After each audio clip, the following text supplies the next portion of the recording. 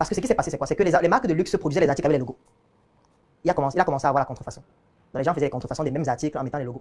Ce qui fait qu'un gars qui a acheté peut-être sa chemise à 1000 €, il voit un vaurien dans la rue qui a la même chemise, même modèle, toujours avec le logo, qu'il a acheté peut-être à 1,50 €.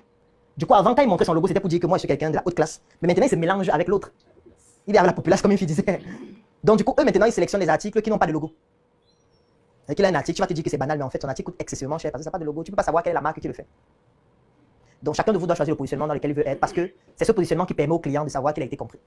Il y a les clients qui achètent des articles chers pour montrer que eux, c'est leur niveau. Il y a les clients qui achètent moins cher parce qu'ils n'ont pas de moyens. Ils ne peuvent acheter que ça. Il y a les clients qui achètent parce qu'ils ont vraiment un besoin réel. Qu'importe le prix, ils sont prêts à payer parce qu'ils ont ce besoin-là. Ils veulent la solution. Si ça résout le problème, il est prêt à payer n'importe combien. C'est à toi d'identifier que le client que je veux cibler a quel besoin. Est-ce que j'ai compris son besoin? Est-ce que ma solution permet de résoudre son besoin? Et du coup, quel est le prix qui correspond à ce besoin? Quel est le prix qui correspond à ce besoin? Hier, il y a un monsieur qui me contacte et qui dit: comment est-ce que vous faites pour communiquer sur une conférence et en moins de 4 heures de temps, il y a plus de 1000 personnes qui sont déjà inscrites? Je dis que parce que je fais ça depuis 10 ans. C'est mon expérience qui me permet de le faire en 3 heures de temps. Bon, si je dois donc te vendre cette expérience pour que toi tu organises ta conférence pour vendre tes produits, parce que c'est aussi un service qu'on peut offrir. Tu peux avoir un produit et tu as envie d'organiser une conférence pour réunir ta cible et leur proposer ton produit pendant la conférence. Mais tu ne sais pas comment on organise. Non, pour organiser ta conférence, toi tu viens, tu fais la conférence et tu vends. Ça veut dire que tu es en train de payer nos 10 ans d'expérience pour qu'on puisse le faire. Donc il faut que le prix corresponde à ça. Ça ne peut pas coûter 5 000, ça ne peut pas coûter 10 000.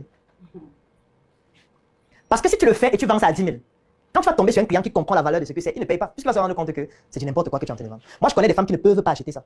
Ça coûte combien? Elles ne peuvent pas acheter. Dès que tu donnes le prix, elles déposent directement. Elle ne peut pas mettre ça sur sa tête. Si ce n'est pour moins 700 000, pour elles, ça n'a pas de valeur. Tellement elles ont atteint ce niveau que parfois elles sont obligées de voyager elles-mêmes pour aller dans certains pays et se rassurer qu'on est en train d'enlever les cheveux là sur la tête de quelqu'un avant de mettre sur elle. Il y a des clients comme ça. Il y a des clients, dès que tu donnes le prix, la discussion s'arrête. Du coup, c'est à vous de choisir le positionnement dans lequel vous êtes. Je vais prendre un autre exemple. Si on prend tel exemple des chaussures, il y a 6 positionnements qui existent. La révolution entrepreneuriale africaine a sonné. Vous avez désormais entre vos mains le pouvoir de détruire toutes vos difficultés en marketing et vente. Nous avons développé de multiples projets sur le